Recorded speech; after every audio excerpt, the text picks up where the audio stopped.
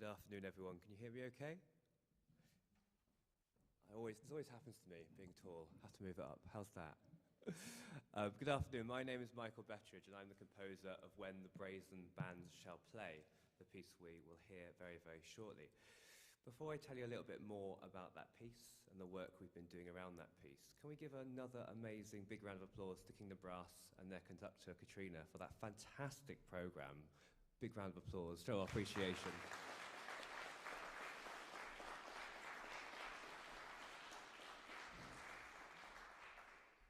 Before I talk a little bit more about When the Brazen Band Shall Play and the context and the story behind the piece and what's brought it to life, we wanted to share with you some of the work that we've been doing in schools in Dundee and Fife. As part of this project, we wanted to work with local schools and local communities to share some of the history around HMS Unicorn, which has been the inspiration for When the Brazen Band Shall Play, and work with local young people, to work with myself as composer to show some of the processes and some of the ways in to making music for brass instruments. We had 3 sessions with schools in Dundee and in Fife, in each school. The first session with these young people, they visited HMS Unicorn, just as I did as part of the project, to get inspiration for music for brass instruments. And we invited them to think about the sounds of the ship, but also what facts and information could influence a composer or a composition that is about a history or about histories. We worked with the young people and a brass instrument in their schools using different rhythms and using numbers from HMS Unicorn's history that the young people found to create pitch and melody. So, for example, 1588, we matched that as a number that was found on the ship by one of the young people. We matched that to numbers of the scale, degrees of the scale, to create melodies. In our final session, we worked with the young people to create an accompaniment to those melodies. So what we're about to hear is an arrangement of these melodies for brass quintet, in which the young people from Newport Primary have written the melodies, and they created accompaniment with classroom percussion, which I've used as inspiration to create accompaniment for the rest of the quintet. So we're going to hear a short piece by Newport Primary. Can we welcome to the stage the Wallace Collection to perform that?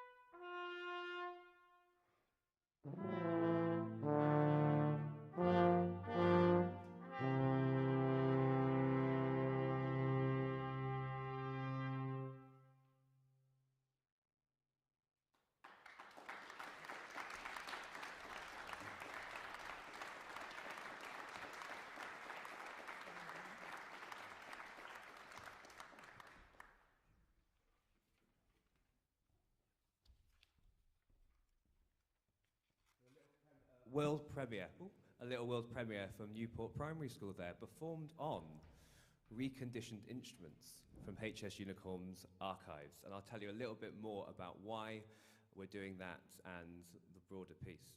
So, When the Brazen Band Shall Play. It's a work that examines Dundee's relationship with the First World War in 7 movements for quintet, a narrator, Kieran Lowe on stage here is our narrator, and a brass band finale, which will be the fantastic Kingdom Brass. Just to talk a little bit about what you're going to hear and what you're going to experience across this 25-minute work. The music for the quintet, which forms the first 7 movements, explores specific moments of Dundee's history around the time of the First World War, mostly in a chronological fashion. The odd-numbered movements look more broadly to the history of the city. In these movements, I've used existing music from the period as a starting point. Now, some of these melodies might be familiar. I've tried to use music that conjures up memories of the time and takes us back to that era. But some melodies might not be so familiar and might be new to you. I've also played with the idea of using familiar tunes, kind of sometimes hiding them within different instruments in the texture, but also fragmenting them and playing reharmonization. So sometimes you might get a snapshot of something familiar, sometimes something might sit on your ear and you might know it and it might disappear again. So playing with that and the idea of memory. All of these movements are played on historic instruments from HMS Unicorn's collection that have been reconditioned specifically for this project and were the inspiration for this new work. So you will hear some music hall melodies, an arrangement of a piece by J.F. Hyde, who set Joseph Lee's poem, The Homecoming, to music, from which the title of this work comes from. And you'll hear some of that poem in the narration today.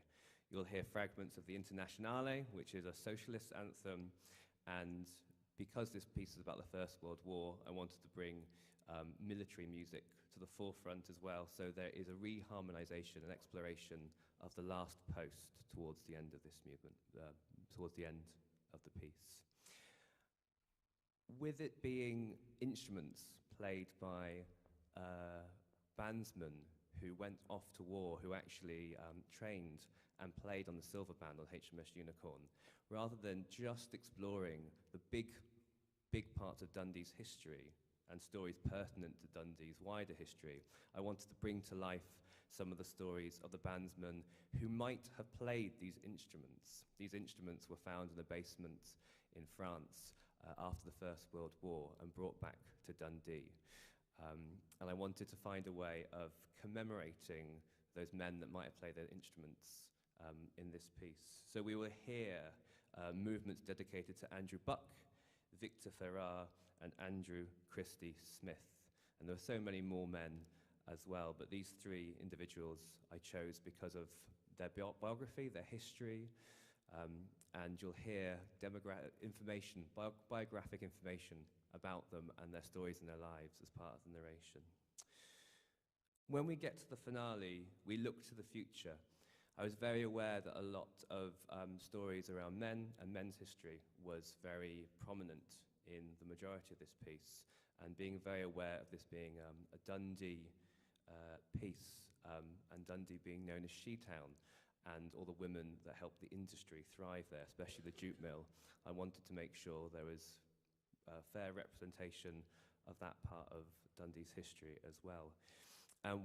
It was particularly inspired by Annie Keir Lamont, who was a politician, an activist, and she wrote a letter for a time capsule that was only recently reopened and discovered, in which she wrote this really profound letter reflecting on war, which she shares the information that, of course, people in the 1920s were told the First World War was a war to end all wars. And as she writes in her letter, she wasn't so sure that would be the case. And as we know today, of course, conflict is still all around us and something that happens still to this day, whatever we do to try and create peace and a peaceful environment.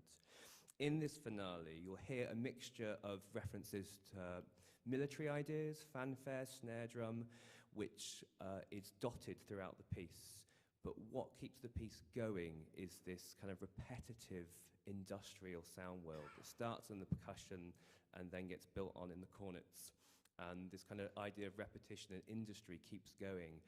During conflict, during times of challenge, during global challenges and global warfare, the industry is still there. So it's a nod to both industry and military, and the fact that the world still goes on even when and everyday lives still happen when war occurs.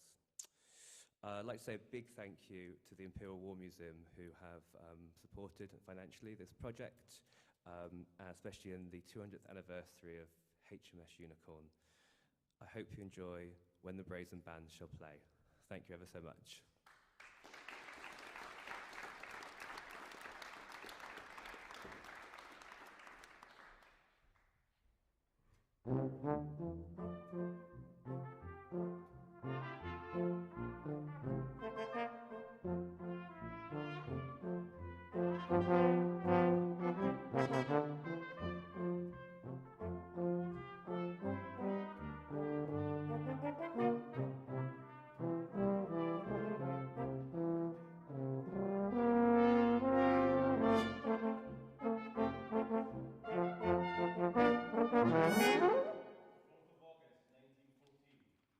War.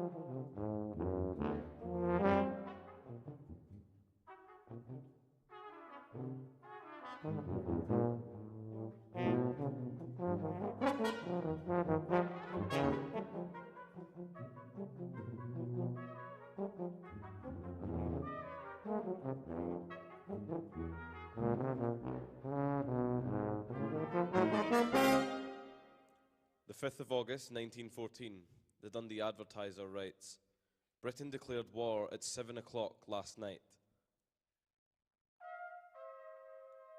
Belgian neutrality must be respected. British Empire prepared for a titanic struggle.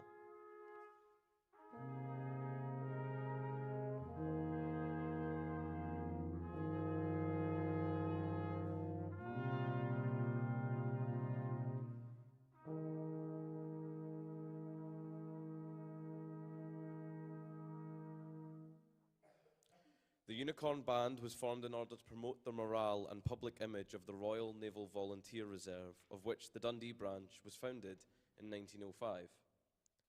When war was announced in 1914, all the band members volunteered to join the Hood Battalion in Kent. They changed their name to the Hood Band and began training as infantrymen and stretcher bearers. Band members served in Antwerp, Gallipoli, the Somme, Gavrelle, Passchendaele, Welsh Ridge, the German March Offensive, and the last 100 days. The 21st of September 1914. Andrew Buck died of bronchitis in a hospital in Deal, Kent, before ever reaching the front. He was only the third fatality of over 10,000 men in the Royal Naval Division across the war. described as bright, cheery, and very popular. He was amongst the first of the bandsmen to volunteer to accompany the reserves.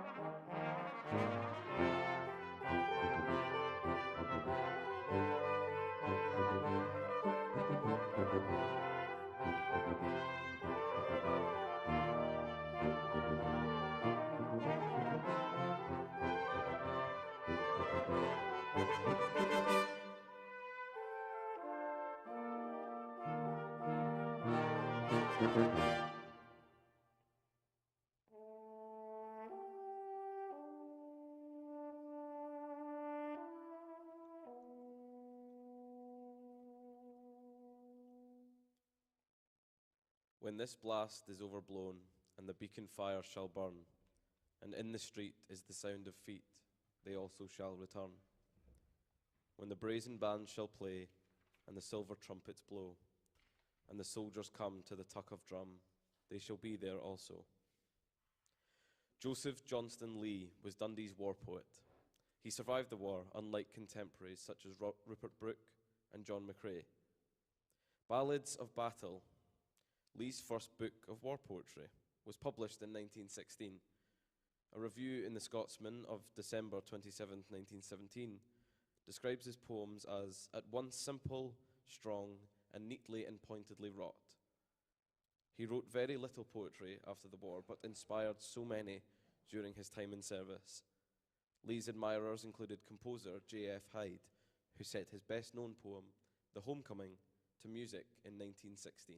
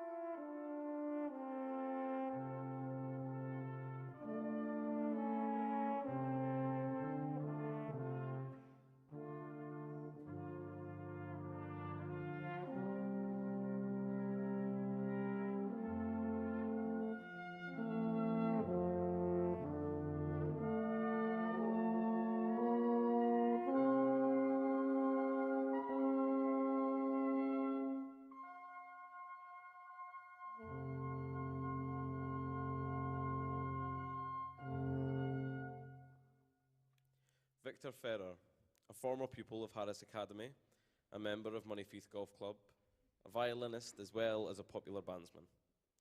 Victor was living at 61.5 Perth Road, Dundee, on enlistment.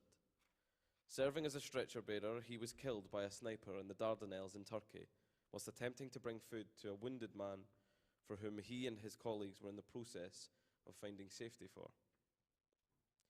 The 17th of July, 1915, he stood at 5 foot 10 inches tall, with a 34.5-inch chest, hazel eyes, and brown hair. An apprentice watchmaker, Victor was following in the footsteps of his father, a jeweller in Dundee.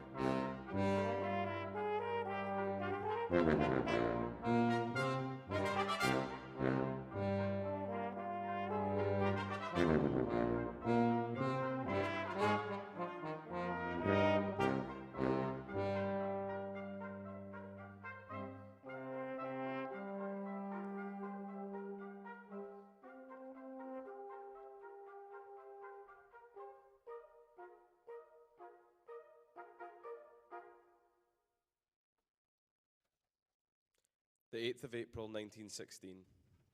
Dundee was a hotbed for anti-war sentiment. The Scottish Prohibitionist newspaper documented the trials of conscientious objectors in great detail. One account demonstrated how rowdy these trials could become. When the appeal was dismissed, the appellant said, "Do you give me a license to kill? If you do so, then someday it may turn upon society because you are dealing now with dangerous elements." Immediately, the courtroom reverberated with loud, thrilling cheers, while practically the entire audience rose to their feet, and when moving from the seats, enthusiastically sang the Socialists' International Anthem. The bench surveyed the historic scene with marked evidence of deep displeasure, the sheriff sternly shouting, "Get out of here."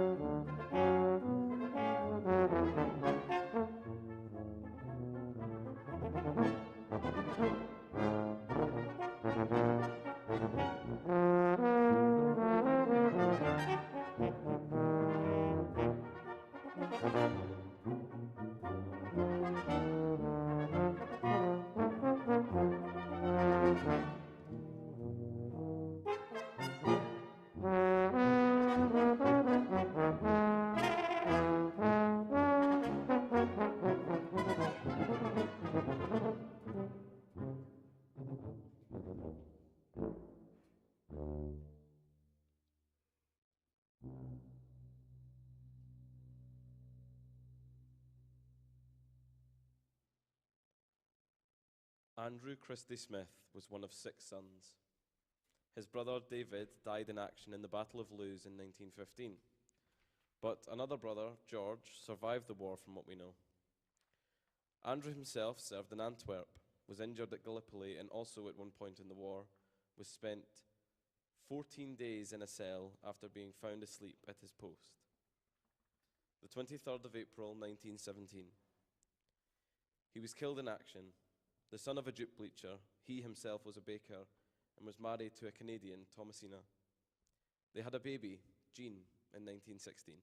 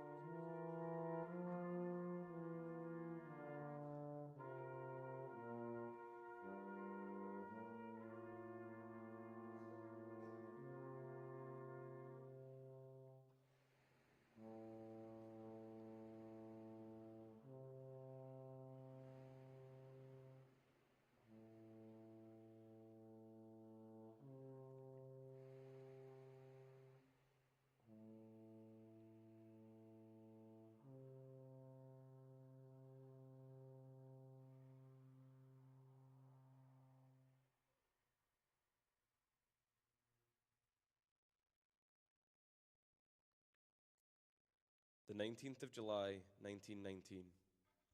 Peace Day.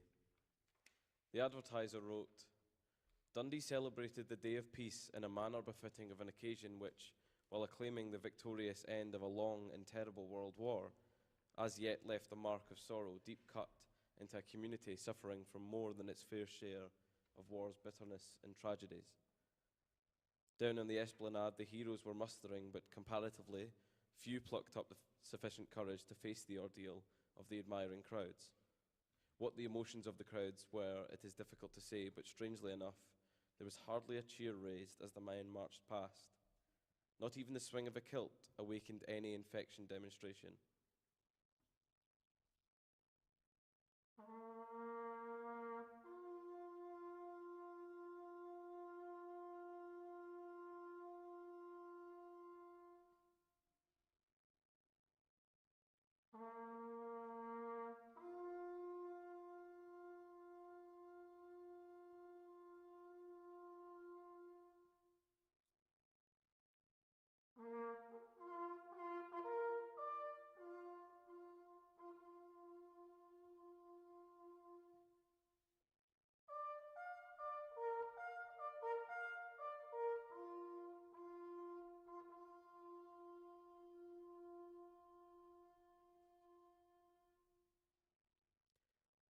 (1921).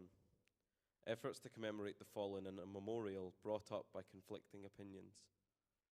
whilst the suggestion of a children's hospital as a memorial was comfortably vetoed in favour of a monument. Few could agree on the best location for this new monument. Many wanted an accessible site in the heart of the city, but many practicalities prevented this. Eventually, the council approved of the law as the chosen site in 1921, and over 120 competitors bid to be the chosen designer.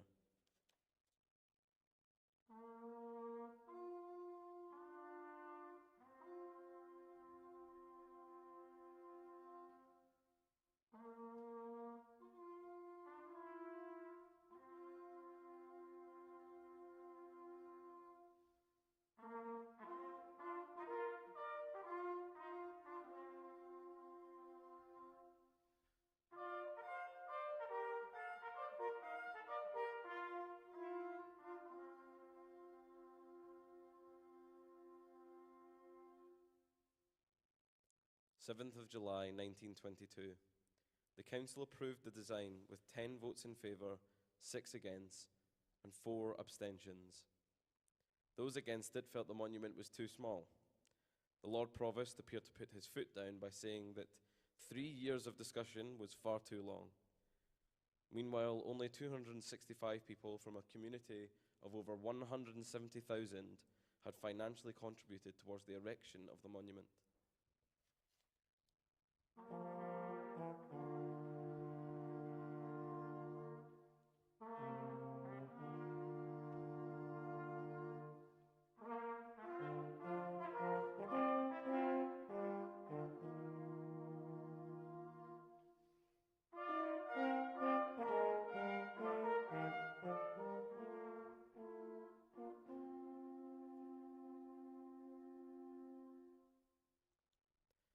May 16th, 1925. The memorial was finally unveiled. Tens of thousands of people visited the memorial over a 48-hour period. The Lord Provost was reported to have said, "I do not need to tell you that we of this day and generation really need no symbol of stone and lime to keep fresh the undying memory of those who marched away from our ancient city, which they loved so well. But this stately pile which crowns our city's loftiest summit will remain for all time a message and an inspiration to generations of Dundonians yet unborn."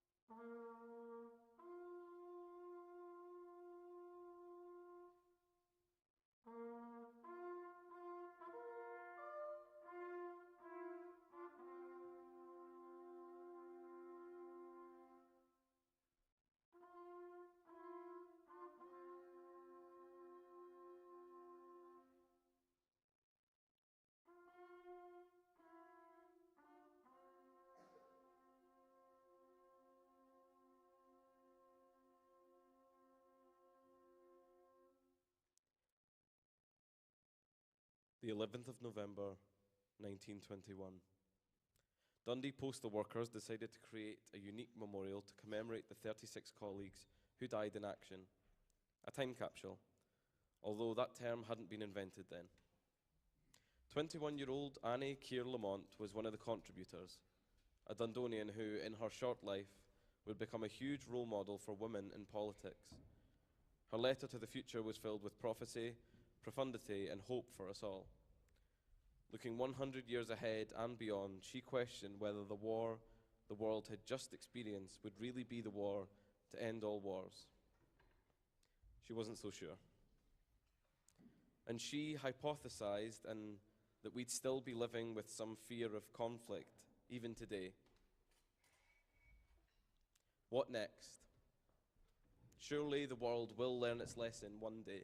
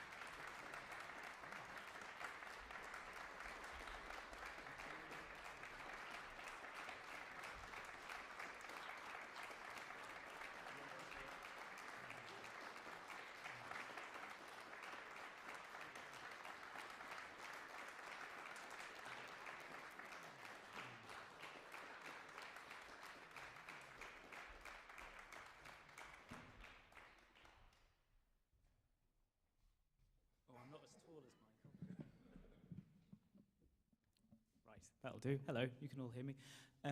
Good afternoon. My name's Matthew Bellhouse-Moore, and I am the Museum Director at HMS Unicorn. The Unicorn Preservation Society commissioned this piece. It was a commission with Imperial War Museums, funded by their 1418 Now Legacy Fund, to whom we are extremely grateful. But I'd just like to lead the vote of thanks for this afternoon's concert. There are many people to thank, so let's hope that we can get them all, actually. Let's not leave it to chance. So first of all, I'd like to thank Katrina and Kingdom Brass, who selected a very carefully done and sensitively chosen programme that complemented the second half. I think it was really excellently done and very, very well performed, and we're absolutely delighted to have their involvement with the programme and the project more generally. I'd also like to thank the staff at the Laidlaw Music Centre, including Ellen and Bede. This project wouldn't have happened without their support, and we have seen many more outputs from our project, especially with schools. We're extremely grateful to them. We're also grateful to the Wallace Collection, who brought a passion to the project, especially with their experience and knowledge of historic instruments. The historic instruments from Unicorn are not necessarily as easy to play as modern instruments, and they really drew out the character of those instruments to the benefit of the piece. So we're extremely grateful. I was amazed the noises that John managed to get out of that flugel. I was incredibly impressed. I'd also like to thank Kieran, our narrator, but also our biggest thanks, of course, to Michael for writing the piece. It was one thing for me to have an idea 2 years ago, and then I wrote down the idea and then did no work, basically. And thank you, Michael, for germinating the idea. I would just like to close and say I hope you found it special that these instruments that were played by the men you heard about tonight who served and died in the First World War with a strong connection to HMS Unicorn, which is 200 years old this year. You are seeing them in front of you, and after many, many decades, they have had their voices returned to them, and I think that it's a very special project, and thank you very much. Thank you.